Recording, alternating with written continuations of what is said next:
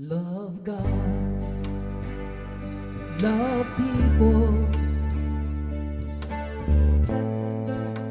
be His hands and feet. Those who are in need, be a light out in the street. Love God. I want to share a quick word with you all tonight. The message of the gospel isn't about a God in heaven. It's about a God in here. Right? It's about God coming up and setting up His whole kingdom in your heart. Tonight I want you to realize that, because that requires you to open up for something to happen. See, there was a story where Jesus was in a house, and the house was so crowded that Jesus couldn't reach the guy with leprosy outside. Right? Somebody say, I'm that house. I'm that house. You know what it took? It took a couple guys that were brave enough to rip the roof off the house, because the tribulations of these times are not to be compared to the glory that's revealed in us. There's glory in you, and tonight, if you'll rip yourself open and get out of your little box, and don't be scared to worship, don't be scared to lift your hands, don't be scared to dance, to jump, to shout, to sing to God, and just get out of that box, you might see a miracle take place. Had they not ripped the roof off, the miracle wouldn't have happened. So I'm asking you tonight, what is your roof that's holding you back from the miracle?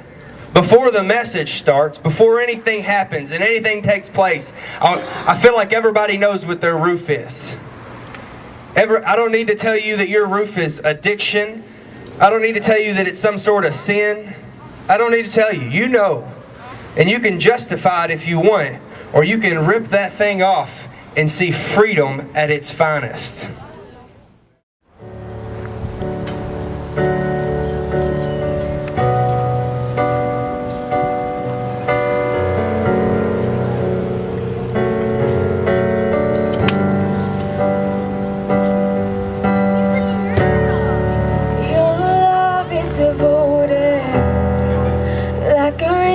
Solid gold, like a vow that is tested, like a covenant of old. Your love is enduring through the winter rain and beyond the horizon, with mercy for today. Faithful you have been, faithful you will be. Your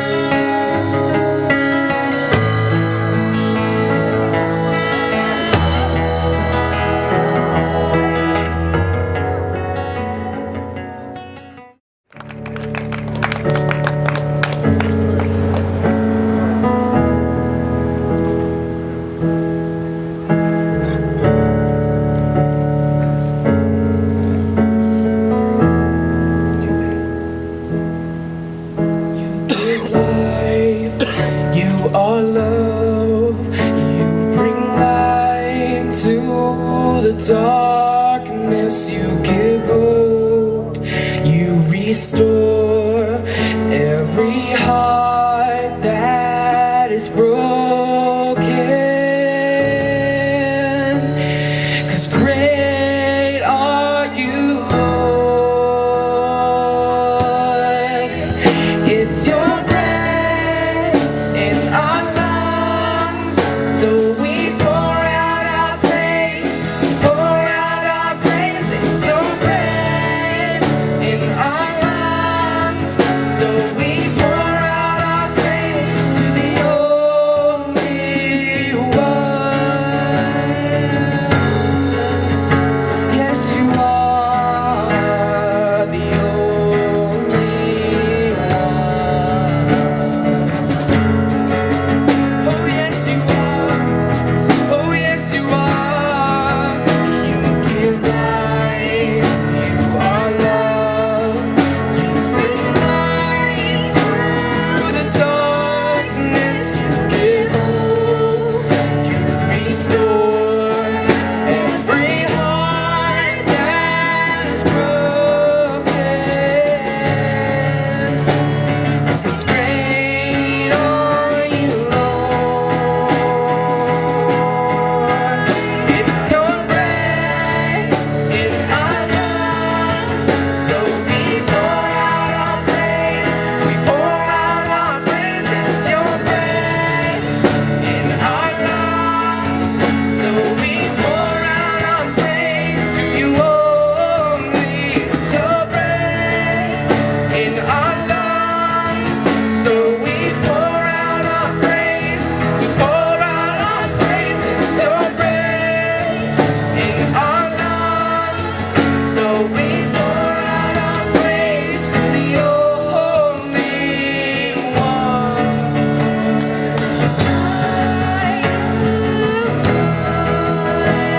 To the only one. Yes, you are. Yes, you are. Sing this with me. All the earth will shout your praise. Our hearts will cry. These bones will sing. Great are you, Lord. All the earth will shout your praise. Our hearts will cry. These bones will sing. Great are you, Lord. Shout it like an anthem for me. Say, all the earth will shout your praise. Our hearts will cry. These bones will sing. Great are you, Lord.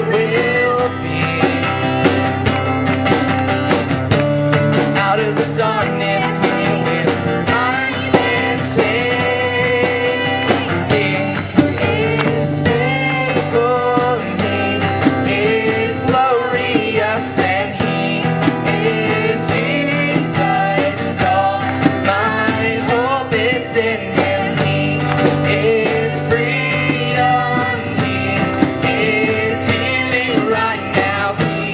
He is hope and joy and love and peace and life. Hey, yeah.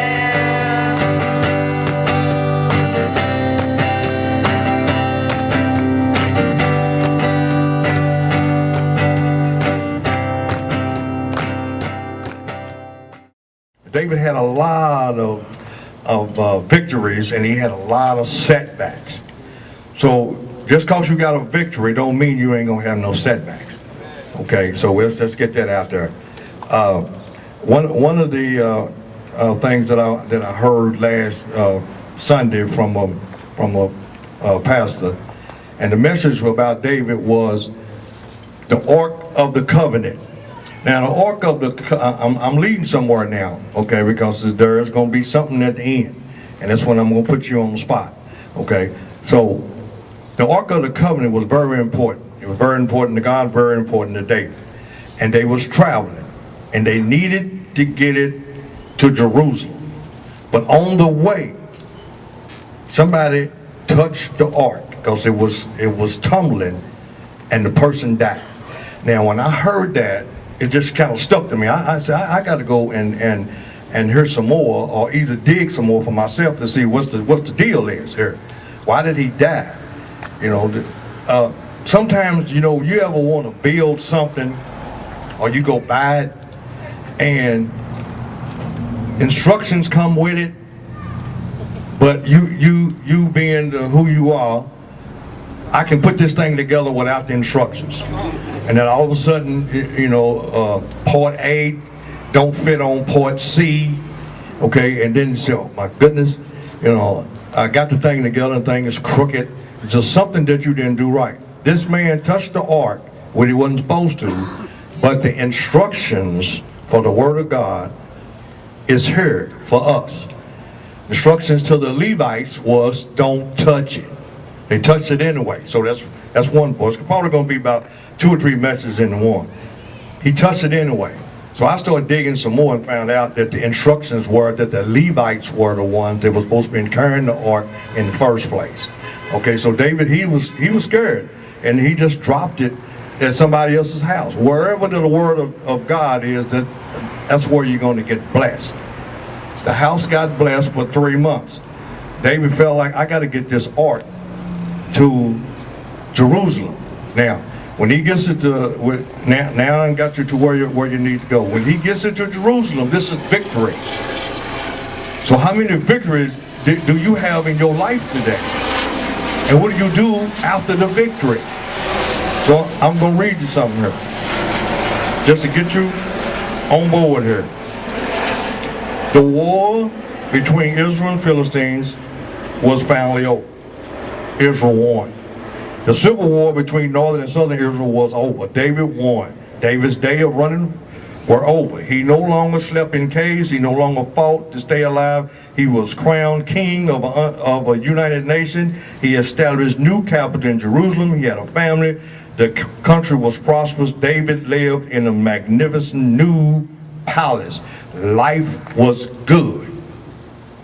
Life was good. After the king was settled in his palace and the Lord had given him rest from all of his enemies around him, he said to Nathan the prophet, here I am living in a palace of cedar while the ark of God remains in a tent. You understand what I'm saying? He living in a palace and the Spirit of God is in a tent. He's feeling guilty. Now how many of us have done had victories, and we should be feeling guilty if we don't do nothing after the victory when God has blessed us. Okay? Okay, so I'm going somewhere with that. Maybe that's you today. School is finished. Chemo is over. Unemployment is behind you. Addiction has become recovery. Bills are paid. Family is good. Savings are in the bank. Cars running. They run good. nice house. Life is good. Life is really good. So, I'm asking you today, how many of you out here today has victory, has accomplished something, and forgot about Jesus? See, because Jesus is the one that's inside of you, is the one that got you the victory. He said, 1 Corinthians 3:16 says, know you not that you are the temple of God, and that the Spirit of God dwells in you? If any man defile the temple of God, he shall be destroyed, for the temple of God is holy. Which temple are you? See, this is the temple. If you take Jesus in your life, and the Spirit of God is in you, then you need to let it come out. If you got a victory, you can help someone maybe just sitting beside you that you can help, or maybe you can just offer some help. We come down to the River City Love Squad because we have the Spirit of God in us and we want to give it out. And everybody that has that. Now, in these kind of settings where I heard that Jesus is here. See, Jesus, Spirit of God is always on the move. So he don't really need a tent. Actually, he don't really need a house. He's everywhere.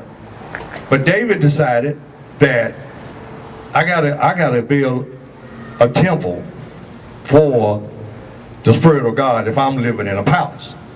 Okay? But then what he forgot was that God was everywhere anyway. God didn't really need a temple.